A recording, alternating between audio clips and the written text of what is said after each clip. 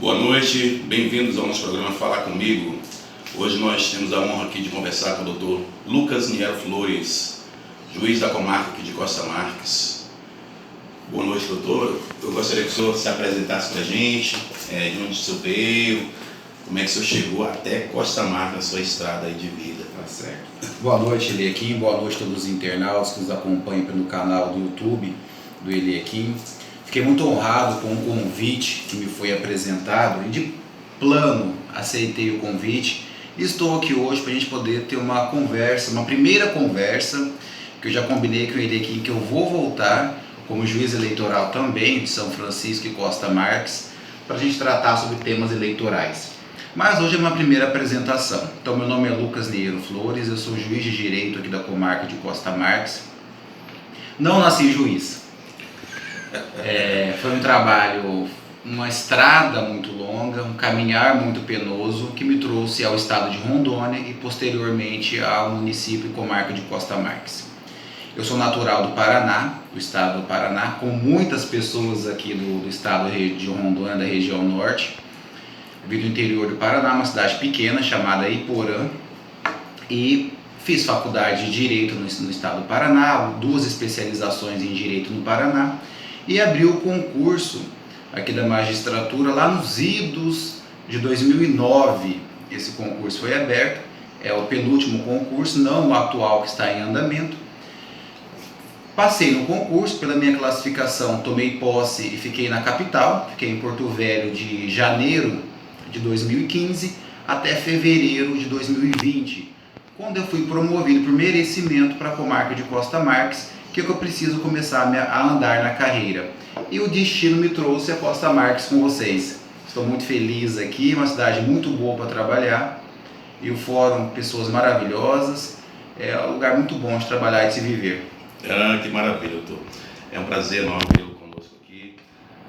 Eu, falando aqui como funcionário também do Tribunal de Justiça, agradecendo muito pela sua proximidade, gentileza. Muitas vezes os juízes ocupam um espaço de destaque e também um pouco meio distante dos funcionários. Não sei se é a norma ou se é um trabalho mesmo, né, do juiz, um equidistanciamento, assim, né? E o senhor tem uma proximidade, a gente fica muito feliz também. Obrigado. Eu queria essa frase aqui, ó. O exame exigiu muito dos aspirantes e, sinceramente, até agora não acredito ter tirado um 10.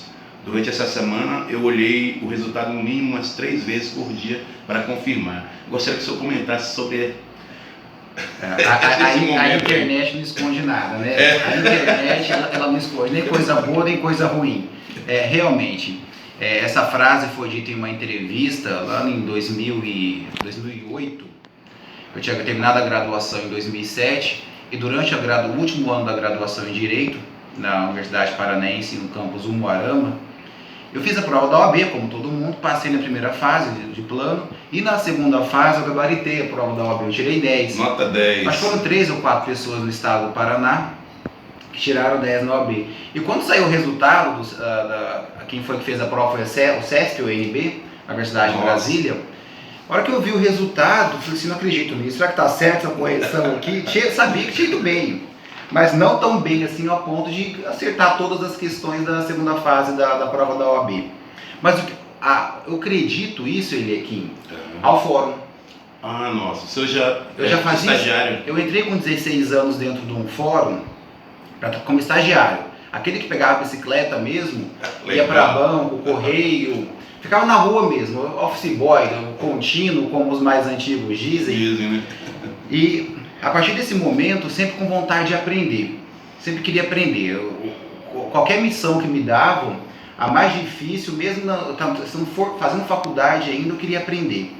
E os juízes, os escrivães, os funcionários me passavam coisas que eu não sabia nem por onde começar, mas eu queria aprender. Pegava livros, estudava. Quando eu cheguei na prova, eu olhava o caso, olhava as perguntas e me lembrava de processo. Então assim, a resposta é essa. De algum caso que aconteceu no... E já ia direto no código, na lei, e já sabia a resposta. Então, o curso de Direito, ele tem muita teoria, mas a prática, ele facilita ao aprendizado. Nossa, cara, olha, que história de vida bacana. Eu gostaria que o senhor falasse um pouquinho aqui sobre essa foto aqui. Vou mostrar aqui um pouquinho. Então, e agora, como é que transformou a sua vida aí? Minha pequena Clarice, eu sou casado, né? Agora esse ano faz 7 anos que eu sou casado com a Fabiane, que está na outra foto aqui também, né? Também. Está aqui na outra foto, a Fabiane. Sou casado há 7 anos, nós temos uma filha, Deus nos confiou ela tem 10 meses. Mudou muito a vida, é muito amor envolvido. A gente só entende o que é amor de pai e mãe quando tem uma criança pequena. Nós já passamos também, como muitos casais passam, infelizmente, tivemos aborto, foi muito sofrido para engravidar, foi muito difícil, mas está aí, né, a nossa pequena. Trabalhando. Qual é a profissão mesmo da sua esposa? Né? A Fabiane, ela mexe cardiologista. Ah, sim. E deve estar um problema nessa época de pandemia, né? Como é que pelo que ela me fala, não sou médico, tá bom, deixar claro, os cardiopatas eles entram no grupo de risco do coronavírus, então o atendimento aumentou bastante e é complicado para ela também como médica, não pode deixar de atender, mas também como mãe de um bebê, né? Eu acredito também, não sei se é o caso, se o senhor sabe alguma coisa sobre isso, mas o psicológico das pessoas, né, pode até agravar esses casos, né, de cardio, né? Ah, sim, a gente tem dia que se o psicológico não estiver bom, você amanhece com qualquer doença. Você acha, estou doente, e você fica doente. Já acorda com febre, né? Eu tenho aqui algumas perguntas, doutor, de alguns internautas, né, que claro, a gente queria saber. São pessoas simples mesmo da cidade que têm curiosidade. E aqui perguntou, o senhor estudou em escola pública ou particular? Eu comecei a estudar no jardim de infância, pré-1 ou pré-2, não sei como que é, agora o inicial, né? Eu estudei até a 4ª série do ensino fundamental em escola particular, aquela escola de freira, aquelas escolas, tem muitas em cidades pequenas, católicas, escola católica. Então no primeiro ano até o 4º ano, ensino fundamental, foi em escola particular. Depois, da 5ª série do ensino fundamental até o 3º ano do ensino médio, foi em escola estadual. Legal. Tem mais um internauta que perguntou aqui, como é que é a sensação de julgar uma pessoa? Deve ser quer saber mais ou menos como funciona, né? Então ele aqui, vou te corrigir, é o internauta que perguntou, eu não julgo pessoa, eu julgo fatos. Somente acho que Deus que pode julgar as pessoas, eu somente julgo fatos que aconteceram. E os fatos envolvem pessoas. Isso. É um trabalho, como todos os outros, todos nós temos coisas boas na vida, coisas ruins. E o trabalho de julgar fatos é um trabalho muito solitário, é um trabalho muito técnico, não é porque eu não gosto da pessoa, porque eu deixo de gostar, eu não conheço. Eu conto uma coisa para vocês, que eu sequer olho o nome das pessoas que estão no cabeçado do processo. Eu abro aqui o processo, vamos dar um exemplo aqui, eu estou abrindo um processo aqui, pela ordem de antiguidade dele. Isso. E eu vejo o que é o fato. Só vai nos fatos há uma frase antiga do direito latino, que é assim, dei-me o fato que eu te dou o direito. Certo? Então o juiz ele não julga a pessoa, ele julga fatos. Há situações, eu como ser humano, que eu fico emocionado, fico triste, mas nós precisamos saber como conduzir isso para a solução jurídica. Como todos somos seres humanos, muitas vezes nós, dentro da possibilidade que a lei faculta ao juiz, você pode pender para um lado ou para o outro. Mas ele aqui, a todos os internautas, o juiz, ele tem um grande poder, que eu falo assim, não sei se é poder ou um fardo, que ele pode agradar um, agradar o outro, ou desagradar ambos no processo. É verdade. Nunca se sabe. E nós julgamos aquilo que está no processo. Se não está no processo, para nós não existe. Legal. Tem uma curiosidade também, que é o seguinte, doutor. O pessoal assiste muito filme americano, né? Do Tribunal do Júri, tal, aquele negócio de ficar o embate, tal.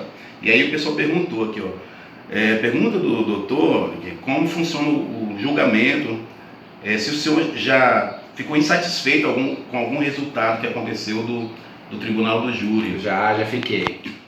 O Tribunal do Júri no Brasil, ao que difere do direito norte-americano, a Constituição Federal ela prevê o seguinte: são os crimes dolosos e aqueles conexos, estão junto, conexo é que está junto, contra a vida, de forma consumada ou de forma tentada.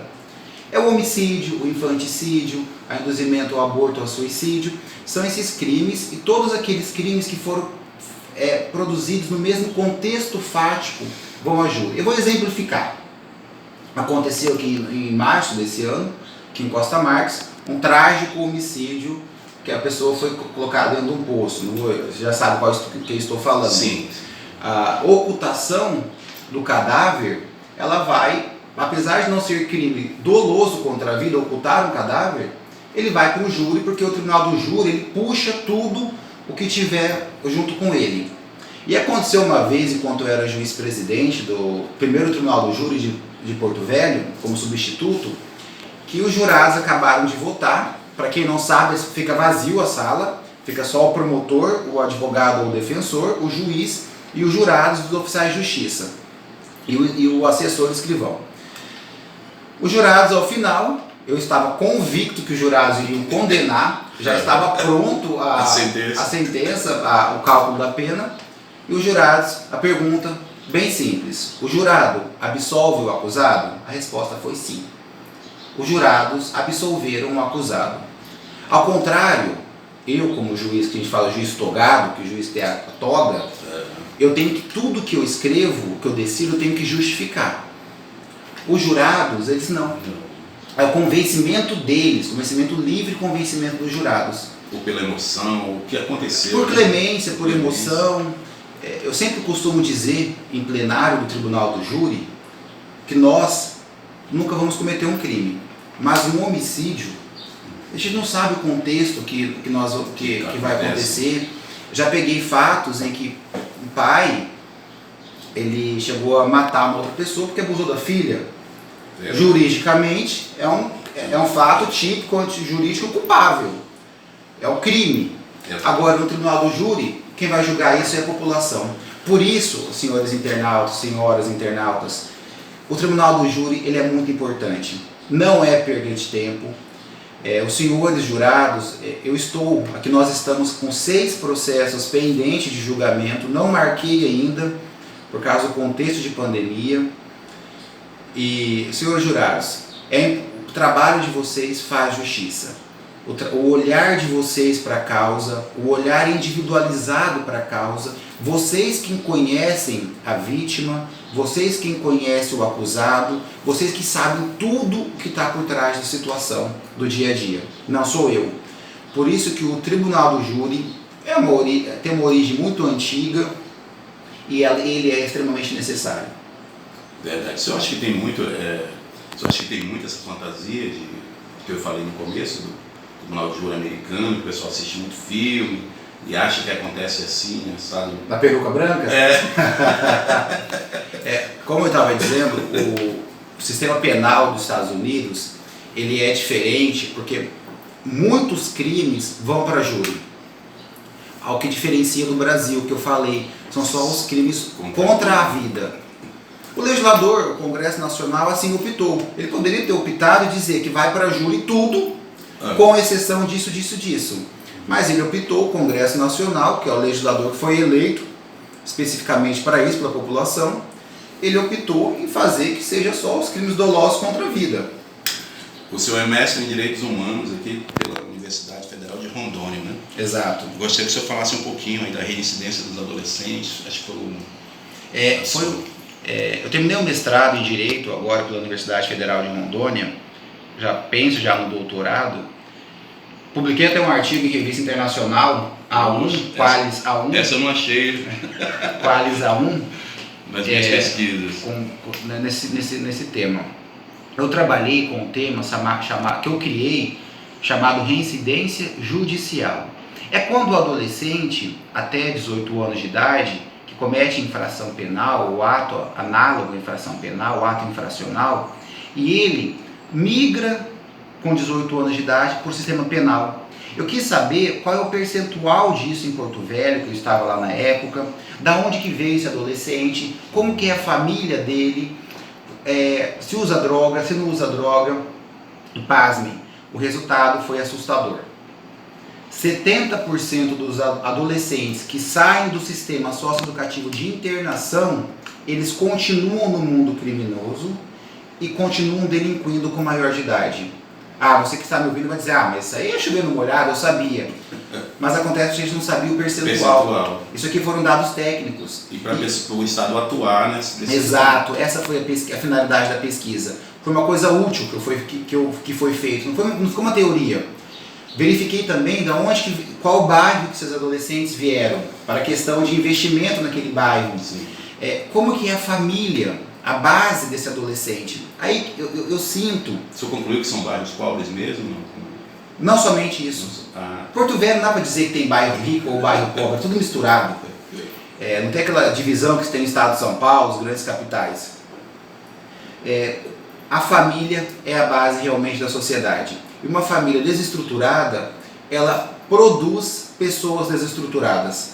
E pessoas desestruturadas, aqueles que já têm uma tendência à prática delitiva, continuam e não veem isso. É muito triste em constatar que eles começam a praticar os atos infracionais, a média foi 16 anos, mas há muitos casos com 12 anos, 13 anos. E é uma família em que é somente a mãe, que é a matriarca, o pai abandona, que tem mais irmãos, de outros relacionamentos, que a mãe tem que trabalhar fora, a mãe foi vítima de violência, é um contexto de violência, violência traz mais violência, agressão traz mais agressão. Verdade. Eu queria falar do eleitoral, mas antes, eu quero deixar para o final, né? Mas antes eu queria saber do senhor, perguntar aqui aos internautas, o que o doutor faz fora do ambiente do fórum, e eu acrescento ainda, né? Como é que o senhor faz para cuidar das emoções, né? O senhor assiste umas imagens difíceis aí, né? Convive com histórias também bem difíceis, e o que o senhor faz para relaxar a mente, né? Para desafogar um pouco, né?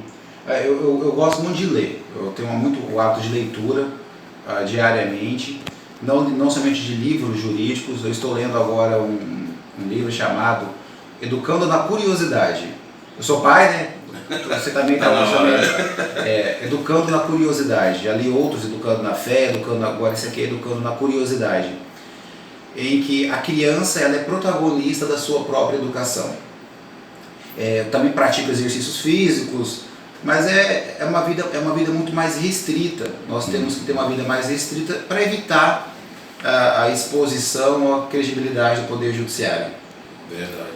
Doutor, quanto ao eleitoral, né? Bem em voga agora esse tema, né? Eu queria que o senhor falasse um pouco sobre as principais mudanças assim, que o senhor tem em mente agora, assim, não precisa ser um estudo aprofundado, né? As principais mudanças para esse pleito eleitoral, principalmente municipal agora, né? Certo. Vereador, como é que é? Pré-candidato? Pré-candidato. Pré-candidatos que eles podem fazer, o que não podem na campanha, né? A prefeito e vereador. Certo. Nós ainda estamos aqui em período de pré-campanha eleitoral, não estamos em campanha eleitoral ainda. Já estaríamos muito mais avançados se fosse o contexto normal. O período eleitoral em eleições municipais é um período muito tênue, nós temos que saber conduzir para evitar confusões desnecessárias. Tudo passa.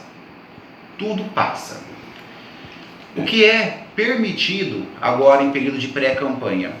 Os pré-candidatos, eles podem se expor nas mídias, eles podem aparecer, eles podem fazer conversas, entrevistas, bate-papo, desde que o órgão que concede isso conceda de forma igualitária aos demais. E o pré-candidato ele não pode de forma explícita pedir votos. Ele não é candidato, ele se torna candidato a partir do momento em que há uma convenção, o partido se junta de forma virtual esse ano e escolhe que pelo partido X será o candidato Y. A partir desse momento, o pedido de registro de candidatura na Justiça Eleitoral ocorre período de candidatura. Aproveitando essa parte do eleitoral, quanto às mudanças, nada mudou quanto ao bom senso e educação. Bom senso e educação continua. As mudanças que vieram foram mais voltadas às questões dos partidos e das coligações, doação. E isso não adianta falar de forma muito técnica, porque não vai, a pessoa pode entender de forma errada. Mas aproveitando a oportunidade, como juiz eleitoral de Costa Marques e São Francisco, vou falar diretamente com você, mesário. Assim como você, o William aqui também vai, já está avisado já, os assessores, os servidores do FOB, da Justiça Eleitoral, nós teremos que trabalhar no dia das eleições. E a eleição, ela é tida como a festa da democracia. Em tempos nebulosos que nós vivemos, pessoas exigindo, sustentando o autoritarismo, o fim da democracia, o retorno de eventual ditadura democrática, constitucional, que não existe na Constituição isso, nós temos que defender a democracia. Como diria o famoso estadista inglês Winston Churchill, não há pior regime não conhecido do que a democracia. É o melhor dos piores. Se nós temos a democracia, nós precisamos que a democracia ela se sustente. Senhores mesários, o Tribunal Eleitoral, a Justiça Eleitoral, ela irá fornecer a todos os mesários luvas, aquela face shield, teremos álcool em gel nas sessões, possivelmente o pleito ele será estendido. E por que foi escolhido dia 15 de novembro? Não foi aleatório. Foram vários estudos com estatísticos, com cientistas de renomadas instituições que acharam por bem que essa seria uma época de janela do vírus. Por esse motivo, nós precisaremos trabalhar com maior segurança. E essa eleição, primeiro ponto é a segurança. É a segurança dos mesários. É a segurança de quem está envolvido nesse período eleitoral. Certo? Nós estamos trabalhando, já iniciando em breve as convocações dos mesários, de todas as pessoas que irão trabalhar. E eu peço que aceite de bom coração, que acompanhe, eu estarei presente nos locais, eu continuo trabalhando, conto que já fui técnico de urna, já limpei urna, esfreguei urna, na urna de 98 ainda, aquela urna caixotão desse tamanho. Hoje a urna está muito mais moderna, é uma urna tão segura quanto. A questão da urna eletrônica, ela traz segurança, ela não é conectada com a internet. Esse é o grande detalhe. A urna ela trabalha numa rede privada fechada. Para vocês terem uma ideia, no dia das eleições, o Tribunal Superior Eleitoral ele bloqueia todos os acessos. Eu perco acesso ao sistema da Justiça Eleitoral. Ela é transmitida pela intranet, é tudo rede fechada. A emissão da zerésima, que é aquele documento que sai antes, e depois soma-se os dados manualmente também, é possível desse jeito, e é um sistema seguro. Graças a Deus, né? Isso é uma resposta ótima para muita gente que prega um monte de coisa de urna eletrônica, né? Que fala que pode ser burlado, pode ser que o sistema é falho. Você trabalhou já em contagem manual de voto? Já. Vou contar uma coisa. Tá lá o papelzinho. Aqui pode estar escrito João de Deus, um candidato a vereador, e João de Jesus. Isso, já aconteceu. Aí você olha, João de Deus, João de Jesus. Eu acho que é João de Deus, e você? Acho que é João de Jesus. Na época nós tínhamos uma comissão que, olha, é do João de Deus. E daí? Mas aqui tá João de Jesus. a contagem manual, ela é complicada, é falha. É verdade. Nossa, cara. E era um trabalho enorme, a gente ficava acordado até madrugada. Né? Hoje, daqui a 5h20, já sabe quem ganhou a eleição? Já sabe, o pessoal já está comemorando, soltando fogos, né? Mas ótimo, doutor. Nós estamos agora numa época de mídia social, né? Hoje nós estamos aqui trabalhando na mídia social. E aí eu queria saber essa influência da mídia social, o que o senhor acha, assim, sua experiência pessoal, né? E também, como é que o senhor acha que vai acontecer? O senhor acha que vai acontecer muitos processos aqui por indenização e tal, eleitoral mesmo, de denúncia por causa da mídia social? Porque eu acho que essa é uma campanha, mais ou menos, que vai ser via WhatsApp, Certo. Senhores pré-candidatos, senhores eleitores, internautas, as mídias nessa eleição, elas serão o cavalo motriz. Elas que puxarão a eleição. A eleição municipal geralmente era bater palma, com licença, posso conversar com você, é o corpo a corpo, e esse corpo a corpo, senhores pré-candidatos, senhores futuros candidatos, cuidado, será que você se sentiria seguro em eventualmente ser um transmissor do vírus, o corpo a corpo? E quanto às mídias?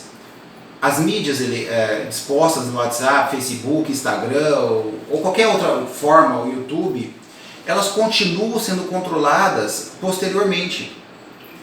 Se há um ato que se tornou ilícito, se há um ilícito civil, uma indenização, a pessoa pode demandar isso judicialmente. Se há um ilícito penal, ela pode demandar isso judicialmente. Agora você, que chega aquelas mensagens do WhatsApp, muito estrondosa, que você acredita, nossa, que cara bom, que cara bom. Né?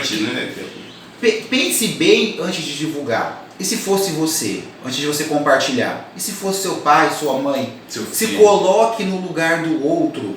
Nós precisamos voltar a nos colocar no lugar do outro. Nós estamos perdendo, isso eu digo nós, o mundo todo. Nós estamos perdendo se olhar na visão do outro. Isso que está faltando na sociedade.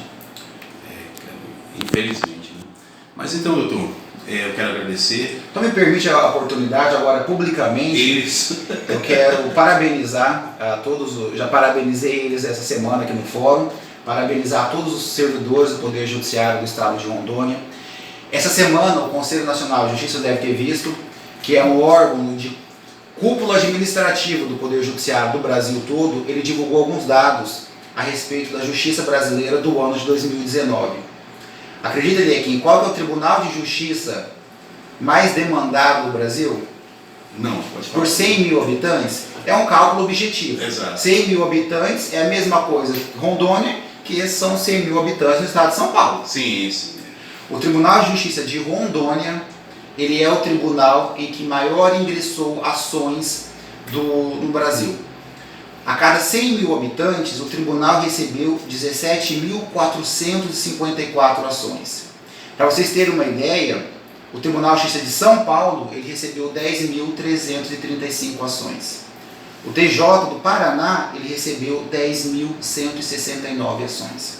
Nossa. Rondônia, isso eu penso duas coisas. Primeiro, população acredita no Poder Judiciário. Verdade. Segundo ponto, é uma população mais beligerante, é uma população que busca os seus direitos. Então, dentro disso, eu acho assim, que tem um pouco mais de conhecimento, né? Exato.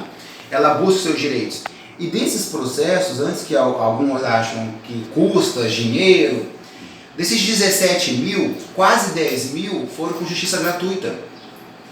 Então está chegando mesmo na Tá chegando a população. Né? A população. Qual é a produtividade dos magistrados aqui do estado de Rondônia? Vamos dividir por 3 grupos: grande, médio e pequeno. Grande, Paraná, Minas Gerais, São Paulo, os tribunais de estados maiores. Sim, Minas Gerais, médio porte, Mato Grosso, Pernambuco, Maranhão, Ceará, mais Nordeste. E pequeno porte, aqui é a região norte, Tocantins, o Acre, Rio Grande do Norte.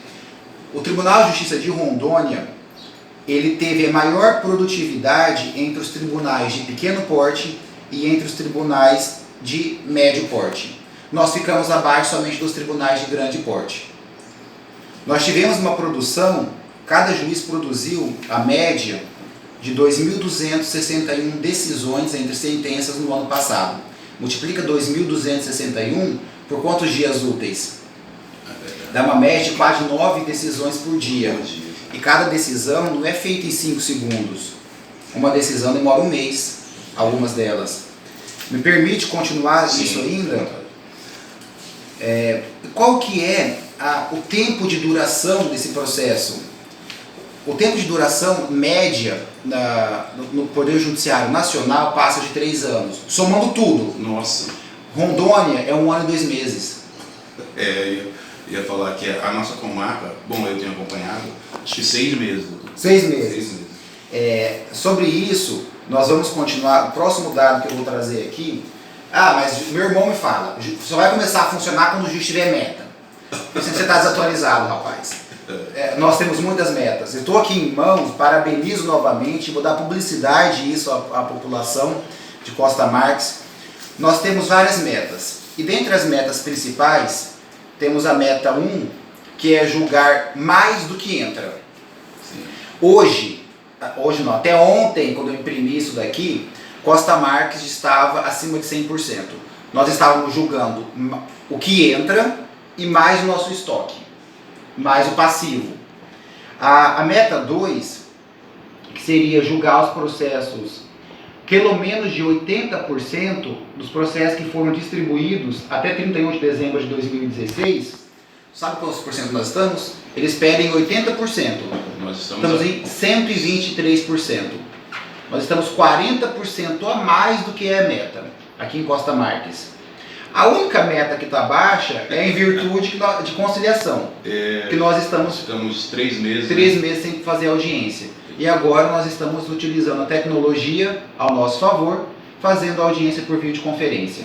Estamos utilizando bastante o WhatsApp, em função de que as pessoas possuem, né, esse aplicativo, né, acho que na sua maioria agora se comunica, inclusive o pessoal da zona rural. Mas é isso, doutor. Eu queria que o senhor fizesse suas considerações finais aí, né? Falasse também da sua atuação aqui na comarca, como é que o senhor se sentiu quando veio para cá, como é que o senhor se assustou quando falou que você vai para Costa Marques? Mas eu escolhi. O senhor que escolheu? Foi eu que escolhi. Que legal. Foi eu quem escolhi Costa Marques. E geralmente Marques. as pessoas se assustam, né? Nossa, lá no final da linha. Aqui pode ser visto como o começo da linha. Exatamente. Nós temos que pensar sempre, não o lado pior, o lado ruim das coisas. Ah, é o final de linha, não, que é o começo. Ótimo, exatamente. Se você tem um copo pela metade, não é um copo, não está acabando, não, eu tenho metade ainda. Tudo há um lado bom na vida, tudo há uma perspectiva boa de mudança.